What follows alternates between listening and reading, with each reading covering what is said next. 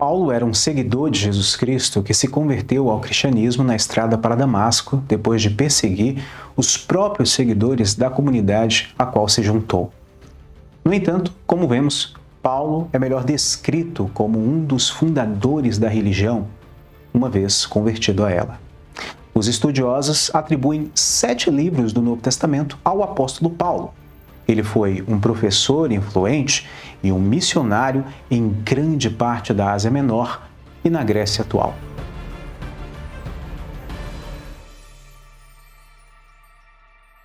No último século, os estudiosos passaram a apreciar Paulo como o verdadeiro fundador do movimento religioso que se tornaria o cristianismo.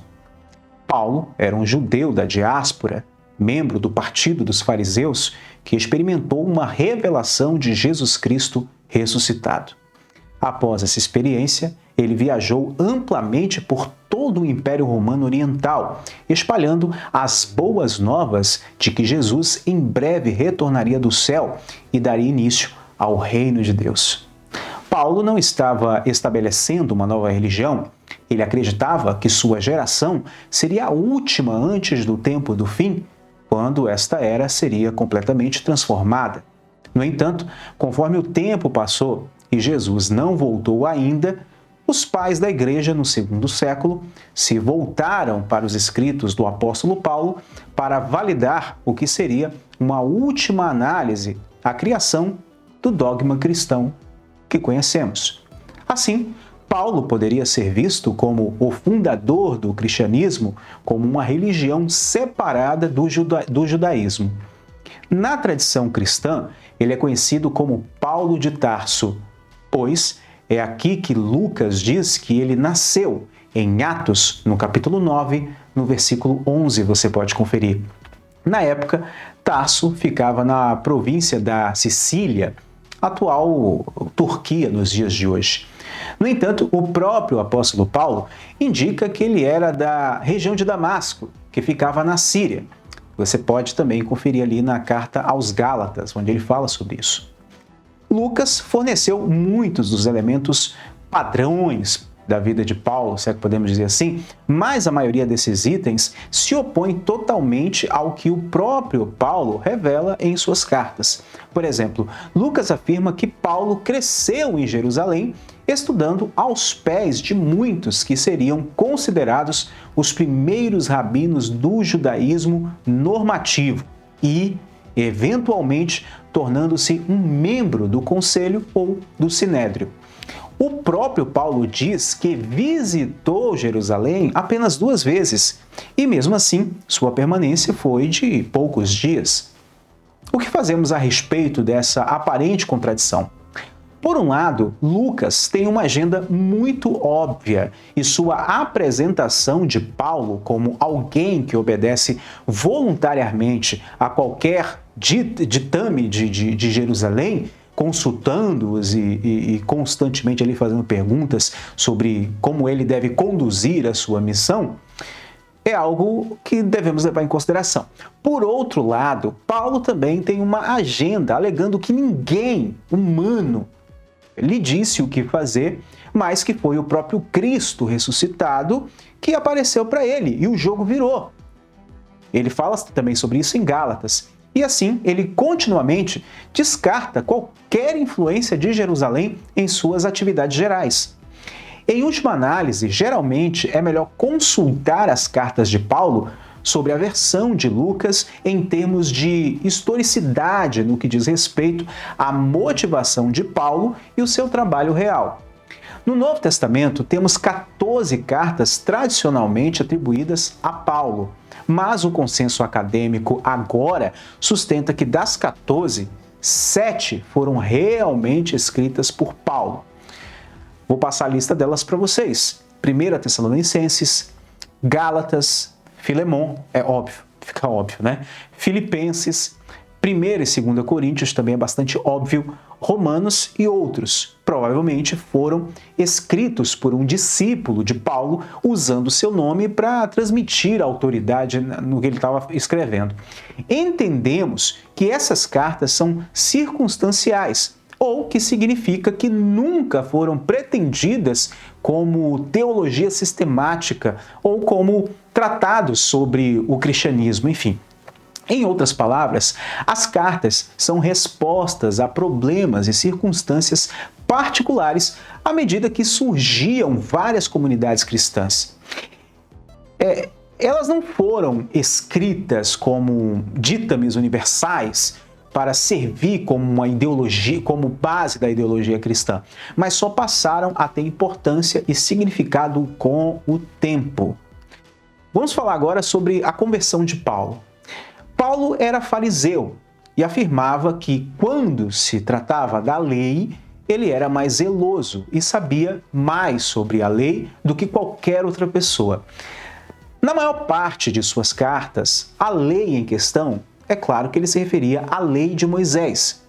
Ele era da tribo de Benjamim e, portanto, Lucas, ele poderia usar o nome comum de Saulo, um nome benjaminita, constante e famoso, inclusive. As mudanças de nome, muitas vezes, acontecem com uma mudança de ponto de vista em termos de uma nova pessoa. Por exemplo, Abrão para Abraão, Jacó para Israel, Simão para Pedro e por aí vai. A Bíblia tem vários exemplos. Ele também se tornou o convertido mais famoso da história. Ficar cego para a estrada ali que leva a Damasco se tornou uma metáfora para a iluminação e conversão repentina, né, que pode trazer uma reflexão sobre a conversão de outras pessoas. No entanto, converter não é o termo mais preciso para ser aplicado ao apóstolo Paulo. A conversão pressupõe a mudança de um tipo de crença para outra. Existem dois problemas nesse conceito aplicado a Paulo. Na época, não havia essencialmente nenhuma religião cristã para ele se converter. O próprio Paulo é ambíguo quando se trata de entender o que ele consideraria a si mesmo. Ao falar sobre o que aconteceu com Paulo, provavelmente é melhor dizer que ele foi chamado por Deus na tradição do chamado dos profetas do Antigo Testamento. Então, não podemos dizer exatamente que Paulo se converteu, academicamente falando, historicamente falando, mas que ele foi chamado, ou seja, ele recebeu uma chamada de profeta, onde não se tem escolha. Assim como Deus chamou os outros profetas e eles não tiveram escolha, tiveram que aceitar o chamado de Deus, Cristo apareceu para Paulo e o convocou para o seu trabalho missionário de pregação do Evangelho. Em Gálatas, Paulo disse que recebeu uma visão do Jesus ressuscitado, que o comissionou para ser apóstolo dos gentios, ou seja, um chamado profético. Isso foi crucial para Paulo em termos de autoridade. Todos sabiam que ele nunca fez parte do círculo interno da igreja que já existia ali. Portanto, uma diretiva vinda de Jesus foi a maneira pela qual Paulo argumentou que tinha tanta autoridade quanto os apóstolos anteriores, inclusive com aqueles que conviveram com Jesus antes da morte e ressurreição. Isso também é crucialmente importante para desvendar os pontos de vista de Paulo sobre as leis de Moisés quando se trata de sua área de recrutamento e algo que sempre deve ser levado em consideração ao tentar analisar os seus pontos de vista. O chamado de Paulo para ser apóstolo dos gentios foi chocante, porque, como ele admite francamente, ele havia perseguido anteriormente a Igreja de Cristo. Que fase carregada, né? Uma situação complicada para o Paulo.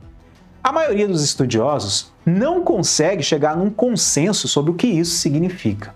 O primeiro problema é que a palavra perseguido em grego, isso pode significar qualquer coisa, desde reclamar até mesmo atirar ovos ou simplesmente qualquer espécie de abuso físico.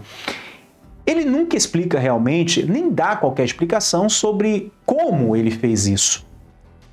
Lucas diz que costumava votar a pena de morte para os cristãos no Sinédrio e então obteve mandatos de prisão do sumo sacerdote para prender os cristãos em Damasco, onde ele teve sua revelação. Isso é uma hipérbole, né, por parte de Lucas. O sumo sacerdote na época não tinha exatamente tal autoridade, especialmente em outra província. Então a gente tem aí uma confusão histórica. Paulo provavelmente distribuiu o que ele mesmo recebeu. As 39 chicotadas, uma forma de disciplina da sinagoga. Mas isso levanta mais questões.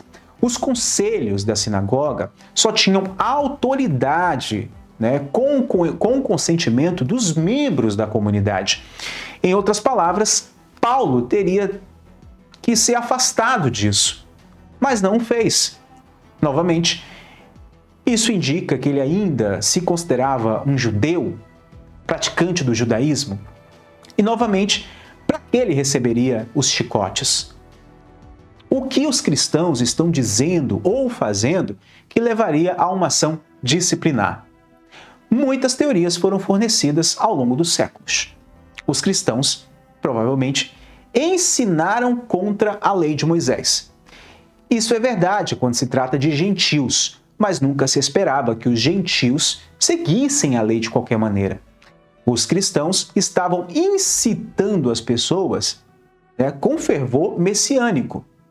Essas foram as décadas que antecederam a revolta judaica, inclusive. Cristãos e judeus estavam em uma competição acirrada pelas almas dos gentios que frequentavam as sinagogas, e os judeus viam os cristãos como uma ameaça à sua área de recrutamento. Bom, esse argumento ele não se sustenta, porque o judaísmo não era exatamente uma religião missionária, procurando pessoas para se converter a ele.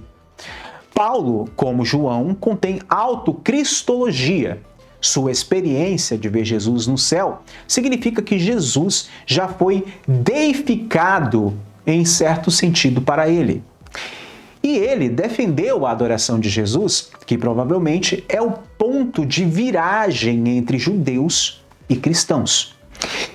E ele repete um hino que herdou em sua carta aos Filipenses. Ele diz o seguinte: em seus relacionamentos uns com os outros, tinham a mesma mentalidade de Cristo Jesus, que, sendo Deus por natureza, não considerava a igualdade com Deus algo para ser usado em seu próprio benefício. Pelo contrário, ele se fez nada para assumir a própria natureza de um servo, sendo feito à semelhança do homem.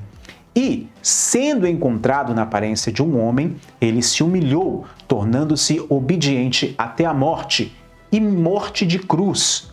Por isso, Deus o exaltou ao lugar mais alto e deu-lhe o nome que está acima de todo nome, para que ao nome de Jesus todo joelho se dobre no céu e na terra e sob a terra, e todas as línguas reconhecem que Jesus Cristo é o Senhor, para a glória de Deus Pai. Que todo joelho se dobre indica adoração. O judaísmo helenístico incorporou uma multidão de seres celestiais com hierarquias acompanhantes, arcanjos, querubins, serafins, etc. Mas ninguém jamais defendeu a adoração de qualquer um desses seres, que era reservado somente para Yahvé. É aqui que os cristãos iniciariam um processo de separação e muita confusão com a religião mãe, ou seja, o judaísmo. O trabalho de Paulo, segundo ele, era levar as boas novas de Jesus para os gentios. Quase tudo que ele escreve sobre a lei diz respeito a isso. A lei de Moisés nunca foi considerada como aplicável aos gentios na tradição israelita. Então, os gentios não precisavam estar sujeitos à circuncisão, leis dietéticas ou regulamentos do sábado. Esses três são o foco, pois são rituais físicos que mantêm as comunidades separadas. E Paulo procurou quebrar as barreiras entre as comunidades. Paulo foi inflexível sobre o assunto. Ele provavelmente observou alguma manifestação do Espírito acontecer quando os gentios foram batizados, para falar línguas estranhas, a se tremerem, profecia, etc, etc, etc. E assim ele foi convencido do poder do Pentecostes.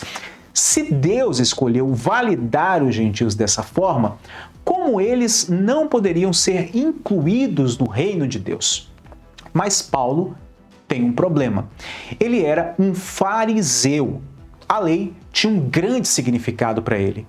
Mas Deus poderia ter criado a lei, mas não aplicá-la universalmente a todos? Que confusão é essa? E aí que fica um pouco complicado. Ele nunca pode dizer que a lei não é boa. Então, ele de certa forma a defende, mas ao mesmo tempo, ele não aplica a lei para os gentios. E ao fazer isso, às vezes ele se perde e fornece séculos de livros acadêmicos e comentários sobre o assunto, porque ninguém consegue exatamente entender o contexto que Paulo queria se referir. As cartas aos Gálatas tratam exatamente desse problema da lei. O plano de Paulo era estabelecer comunidades em todo o Império do Oriente e então manter contato por meio de cartas ou revisitá-las para ver como eles estavam, progredindo na fé. Galácia era uma província da Turquia Central. Aparentemente, depois que Paulo saiu, outros apareceram e ensinaram um evangelho diferente. Paulo ficou indignado, óbvio. Ele mesmo disse: mesmo que seja entregue por anjos, não há outro evangelho senão esse. Esse evangelho diferente defendia a circuncisão, as leis dietéticas e os deveres do sábado, exatamente aquilo que Paulo já estava falando contra, inclusive. Então ele repetiu seus ensinamentos sobre esse assunto para aquelas comunidades, para que ninguém ficasse confuso. Voltando-se às Escrituras, ele encontrou seu fundamento lógico na história da chamada de Abraão, em Gênesis 12. Com o nome Pai das Nações e a promessa, Paulo afirmou que os gentios foram incluídos nessa aliança original. Nações. Do grego vem de etnos, que é traduzido simplesmente como gentios. Mas então, por que Deus deu a lei a Moisés que limita a inclusão? Paulo argumenta que a lei serviu como uma espécie de pedagogia. Um pedagogo era um tutor, na maioria das vezes, um escravo, que acompanhava os meninos à escola e também dava aulas em casa. Em outras palavras, a lei serviu de guia para definir o pecado, pois se não soubéssemos o que era pecado, como poderíamos escolher não pecar? Mas agora, Cristo, é o que se resume toda a lei. Algumas Bíblias traduzem isso como o fim da lei, mas, mais precisamente falando, isso significa, dentro do contexto ali da tradução, o objetivo da lei. Não sei se eu consegui me fazer claro. Isso significa que os seguidores judeus de Cristo não tiveram mais que seguir a lei mosaica? Ao longo dos séculos, o ensino de Paulo foi resumido nessa frase aqui: a missão sem lei aos gentios. Mas essa é realmente uma denominação inadequada e levou muitas conclusões erradas sobre o pensamento de Paulo. Seus gentios deveriam estar livres da circuncisão, das leis dietéticas e do regulamento do sábado, mas não estavam totalmente livres da lei, por conta da tradição. Não imagine por um momento que Paulo deixou seus gentios continuarem com a idolatria ou qualquer outro costume pagão. E ele incorporou os conceitos éticos e de caridade judaicos em suas comunidades. Em seu livro, Ep Sander explica métodos científicos sociais modernos ao estudo dos pontos de vista de Paulo sobre a lei e conclui que ele segue um padrão de religião, ou como alguém entra e como alguém permanece. Para Paulo, os gentios não entram seguindo a lei, mas uma vez dentro, eles de certa forma seguem a lei. Outra frase de Paulo tornou-se a base de séculos de comentários, culminando na separação de Martinho Lutero da Igreja de Roma. Paulo afirmou que os gentios são salvos somente pela fé e não pelas obras da lei. O que ele queria dizer com as obras da lei eram aquelas barreiras rituais entre as comunidades. Vamos lá: circuncisão, leis dietéticas e etc. o sábado também. Mas durante séculos, isso foi entendido como a grande divisão entre o judaísmo e o cristianismo. E isso causa problema até os dias de hoje.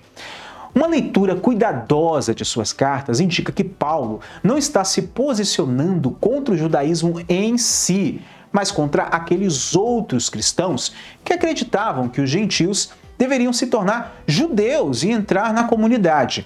Agora, quem eram esses outros cristãos?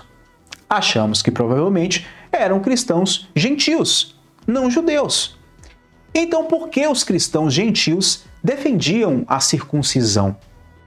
Paulo diz que depois de estar no campo missionário durante vários anos, ele foi a Jerusalém para uma reunião com os gentios, que pode ou não ser a reunião que Lucas relata ali em Atos no capítulo 15. O momento era estranho. Os estudiosos realizam a reunião por volta ali do ano 49 e 50 do primeiro século. E de acordo com Lucas, os gentios foram aprovados após o encontro de Pedro com Cornélio. Então, por que anos depois é necessária uma reunião para resolver a questão? Uma teoria é que o tempo estava passando e Jesus não havia voltado.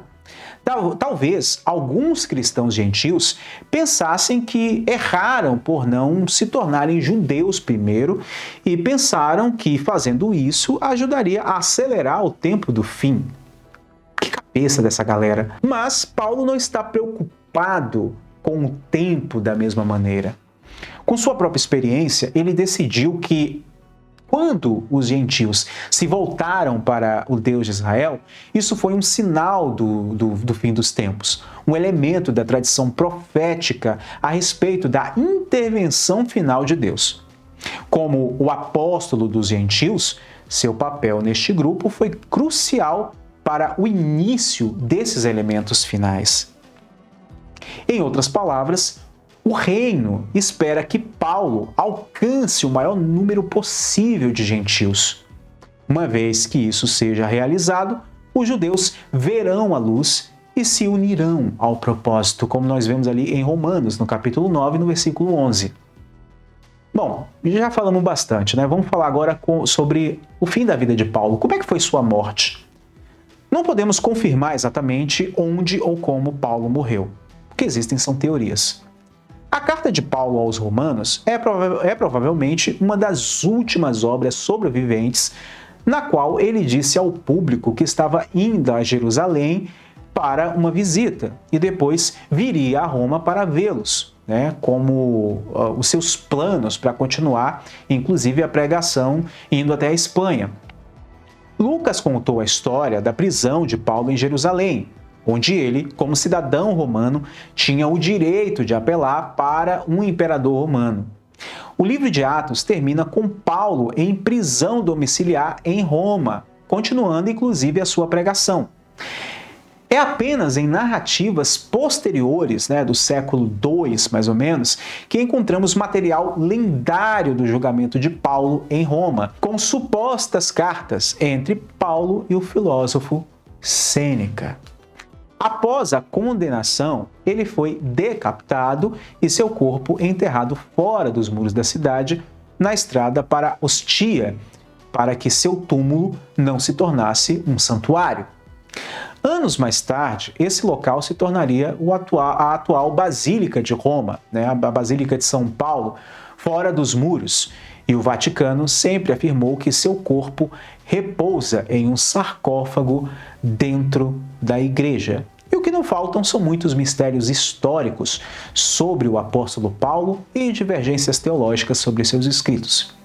Eu espero que esse vídeo tenha sido educativo e proveitoso para você.